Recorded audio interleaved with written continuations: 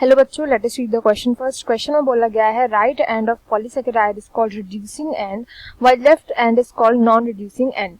Second, starch can hold iodine molecules in its helical secondary structure, but cellulose being non-helical cannot hold iodine. Third, starch and glycogen are branched molecules. Fourth, starch and plant and glycogen in animals are storehouses of energy. And we need to tell कि कौन सा इसमें से right है, कौन सा इसमें से wrong statement है। की कॉन्सेप्ट जो हम यहाँ पे यूज करेंगे वो हम आज पढ़ने वाले हैं सेकेराइड्स के बारे में। सेकेराइड्स होते क्या हैं? सेकेराइड्स होते बेसिकली शुगर्स, शुगर के मॉलिक्यूल्स होते हैं। एंड इनके जो मेन 3 एग्जांपल्स है वो इस क्वेश्चन में दिए गए हैं, दैट इज स्टार्च, स्टार्च हो गया, ग्लाइकोजन हो गया एंड सेलुलोज हो गया। एंड ये तीनों के तीनों ही होते हैं पॉलीमर्स। पॉलीमर्स का मतलब क्या होता है?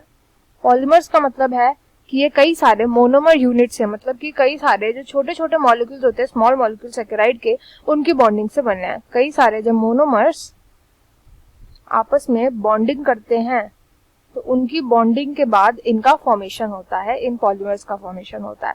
हो सकता है मोनोमर सेम हो सकता है ये मोनोमर्स अलग अलग हो, तो होमोपॉलीमर, हेट्रोपॉलीमर होते हैं उनके बेसिस पर। अब फर्स्ट स्टेटमेंट बोल रहा है right end of polysaccharide is called reducing and, जबकि लेफ्ट हैंड को बोला था नॉन रिड्यूसिंग एंड। तो ये स्टेटमेंट एकदम करेक्ट है।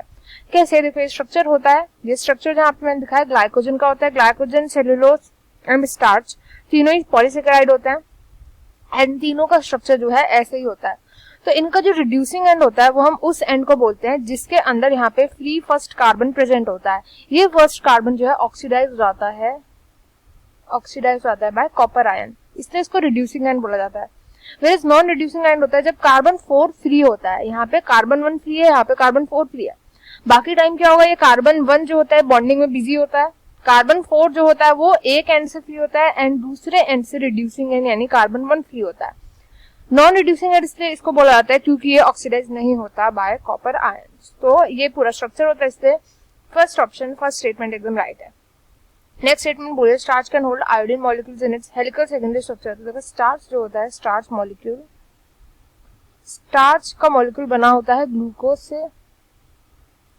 2 टाइप के ग्लूकोज होते हैं, amylose and amylopectin. Amylose and amylopectin, इन दोनों के बीच में बॉन्डिंग होती है। इन दोनों के बीच में जो बॉन्डिंग होती है वो ब्रांच्ड वाली बॉन्डिंग होती है, मतलब ब्रांचिंग प्रेजेंट होती है, इसलिए इसका स्ट्रक्चर जो होता है वो हेलिकल स्ट्रक्चर होता है। तो इधर इजीली जिसका भी स्ट्रक्चर ऐसा हेलिकल स्ट्रक्चर होगा, इधर कोई भी इजीली आयन जो होता है वो ट्रैप हो सकता है, इसलिए यहाँ पे ट्रैप हो जाता है जो यहाँ पे मॉलिक्यूल्स होता है आयोडीन का।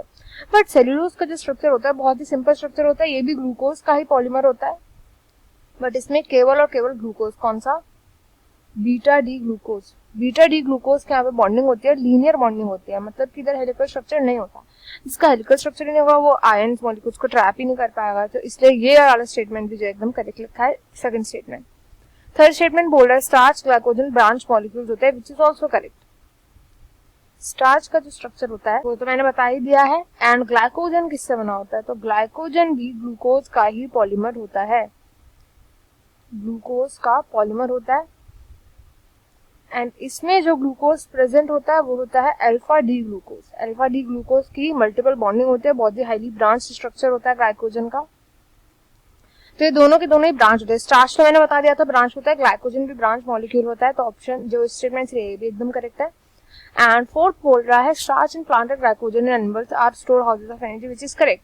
स्टार्च जो होता है तो हमें पता ही है ग्लूकोज को कन्वर्ट कर दिया जाता है फोटोसिंथेसिस के बाद स्टार्च में, तो ये प्लांट्स में प्रेजेंट होता है। सेलुलोज एंड स्टार्च प्लांट्स में प्रेजेंट होता है, वेयरएज ग्लाइकोजन प्रेजेंट होता है हम एनिमल्स के अंदर एंड फंजाई के अंदर। तो ये फोर्थ स्टेटमेंट भी करेक्ट है। तो यहाँ पे सभी स्टेटमेंट करेक्ट है, इसलिए option 4 all are correct will be the right answer to this question. I hope you understood well. Best of luck and thank you.